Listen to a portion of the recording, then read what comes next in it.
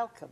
I'm Peggy. Thank you for letting us be a part of your day, and I hope that the information we bring you helps you in whatever you are doing. And today, we have some information that I think is aimed at young people and parents, caregivers, teachers, and we're talking about choosing the best journey. And we're talking, of course, about our young people and our schools. And I'm delighted to have, on behalf of Live Free, which maybe you know about, I'm glad to have Stephen Forrester here, and Alie Gutshall, and Mike Quint. Thank you for coming. And you are all teachers in the Live Free program. That's correct. Okay, all right, I wanted to be sure I had everything right. Yeah. So now tell me, let's begin at the beginning in case people don't know. What is this Live Free? What is it? Well, it's a nonprofit group in South Carolina. We're funded by state and federal grants, and we go into schools to teach a sex education message that's focused on getting students to, like you said, choose the best option for their sexual health. So to us, that best option is saving sex until marriage. And that's kind of the main point of our message when we go in. And what age group do you go, and what schools? Oh, we've taught fifth graders. We do a different curriculum for them. We kind of take away some of the more, I guess, not explicit, but the heavier content, and we focus more on relationships and building friendships, and that being the main goal at the age that they're at. And we go from fifth grade all the way up to the end of high school.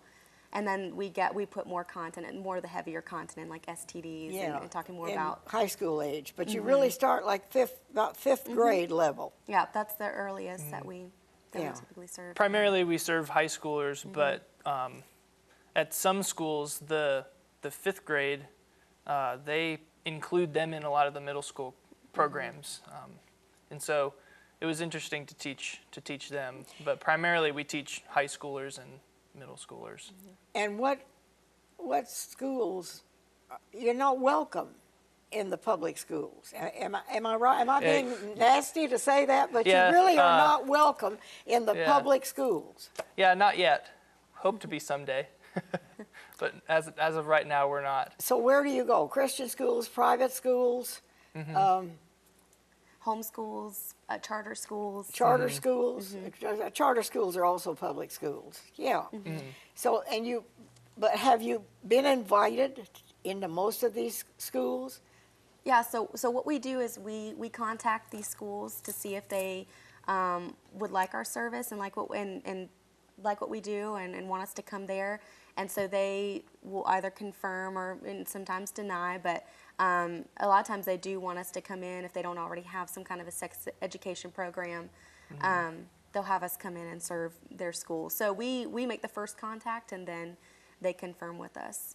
How is what you present different from what would be presented in a public school? Well, what we teach is called sexual risk avoidance. That's the style that we teach, the education system that we teach. Sexual risk avoidance. Sexual risk avoidance is SRA curriculum, and what we do is it differs from public school because they teach what's called sexual risk reduction, and that's going to be teaching students to just reduce the risk of dangers and consequences from their activity, and using protection as their best option to avoid negative consequences. And what we teach is sexual risk avoidance, and we think the student's best option is to just avoid all sexual activity until marriage. And it's really a holistic approach. It's not just scaring students because of negative consequences. It's not a fear-based thing. It really is helping them identify goals that they have for themselves and helping them understand that making decisions, even as a fifth grader or a ninth grader, is going to set themselves up for a greater success in the future. And part of the decision making is whether or not they're going to be abstinent from sex until marriage or not. And so we try to convince students that that is a healthier option for them. That is the best decision. Yeah. And it seems, as an outsider sitting here, you're fighting a losing battle because it's almost impossible to buy a loaf of bread nowadays. That they try to make the bread sexy. I mean, everything that you do is involved. Anything they try to sell. If it's a pair of shoes, it's got to have that sexy. And when you go into a young person's in a classroom, they're all presented with the same kind of information. Yeah, I think a lot of what we do is correcting the misinformation that they have about sex. Because, like you just said, if you just go to the checkout counter at any grocery store or any supermarket or something, they're learning all these things, and even through their cell phones, they're learning way more than any kid their age should know. And so when we go in, we're sometimes not telling them anything they don't already know. We're just trying to guide them on what decision to make based on what they know about relationships already. And in the classroom, most of the questions that I get, they probably start with something like, well, hey, Mr. Q, is it really true that blah, blah, blah? And so most of the time I'm trying to undo the things that they think they know about sex and what they think they know about relationships, because that's what TV told them, that's what movies told them, that's what music told them. So we get to receive that and try to show them that, yeah, that's not really true, yeah, that actually might be dangerous, and we get to show them a better way forward, which is saving this good thing, which is sex, for a marriage, which is a good relationship. So a lot of it is undoing and then trying to reconstruct something that's better. Do you talk to young girls? We only teach our own gender. So in other words, you go in and talk to what age group young girl would you be talking?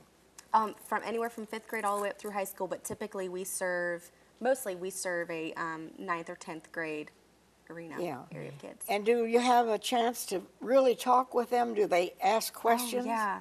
Actually, I was going to add on to what Mike said. A lot of my experience, and I've been able to talk with girls in different settings. I used to be a high school English teacher, so I could talk to them I was in a public school when I taught. You were a teacher at a public school. Before this job, and so I've been able to see the need, and a lot of these girls especially just are caught in this cycle where they've gotten information from social media and their parents, and they're given the tools, which is protection, which is like a condom or a different contraceptive, and they're handed those and said, well, this is how you kind of reduce the risk, and hopefully that won't happen to you.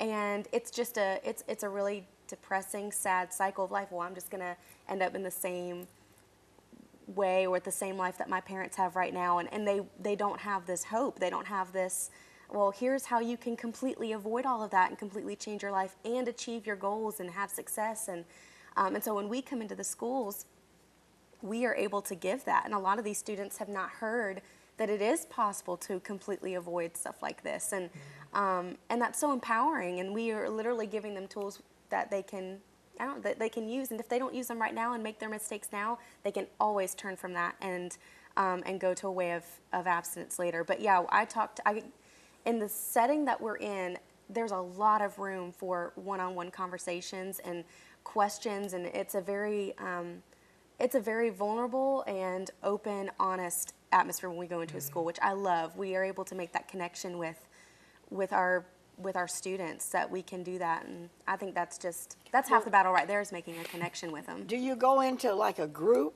It's usually a classroom or a group of students that are taking a sex education. If you were to talk to girls, you would go into a class with only girls. They would what schools typically do, and every school is different with their scheduling and how they organize their classes. But typically, in a sex education class, like if they have that designated time for the day, they'll separate the boys and the girls and bring them into a different classroom than where they normally go to. So Stephen and Mike will talk to them in their appropriate rooms, and then I'll go to a room where they only have the girls waiting there. What reaction do you have, if any, from parents? Do parents get involved at all? Some of the schools that we go to, they ask us to put on a parent workshop. which is basically a time Yeah. before we go and do the class. I would think parents Yeah. would want to know Yeah. what is going on with my child's school. Yeah, we show them, here's what we're going to be teaching your student. And sometimes we get feedback from them that says, hey, I'm so glad that you're coming, and they'll tell us, like, my son is in 7th grade and he's going to be in your class. So they try to make a connection before we even go, so that we can try to teach them and make a connection with their student right away, because they really want us to drive home that message to them, because So a lot of as of- times we're doing what the parents are already trying to do. All right. at As home. of now, as we're sitting here, you are involved in going into what schools? I mean, if you Well, it's charter schools, Mm-hmm. private schools, Mm-hmm. but you're not involved in the so-called public schools. right. Mm-hmm. Right. And do you feel that there's a need for you to go into the public schools? Oh, of course. Mm-hmm. Yeah. We do wish we could get into the public school system And because and you have enough people that you could fill that gap if it were to open up? I think so, yeah. Would parents not be able to influence the school where their child is a student to say, we want this group to come into the school? Yeah, I think Do parents have any say anymore? Yeah, I don't know if it would be as much as the parents as it would be the school board that's determining what kind of programs are going to be put in public school systems. But any school that we go into, parents do have the right to opt out and to not have their child participate in our program. We've had some parents do that maybe don't understand, or maybe they're adamant about they want a completely hands-on approach with what their child is learning in the school. So if a parent does do that, the school usually has another option for the child. So they have something for the child to do if they don't want to be a part of our program. I see. Okay, we're going to go to a quick break. Choosing the Best Journey. This is the book. And we'll come back and we'll have more information for you. And, of course, we'll have that phone number, which we'll keep up on the screen.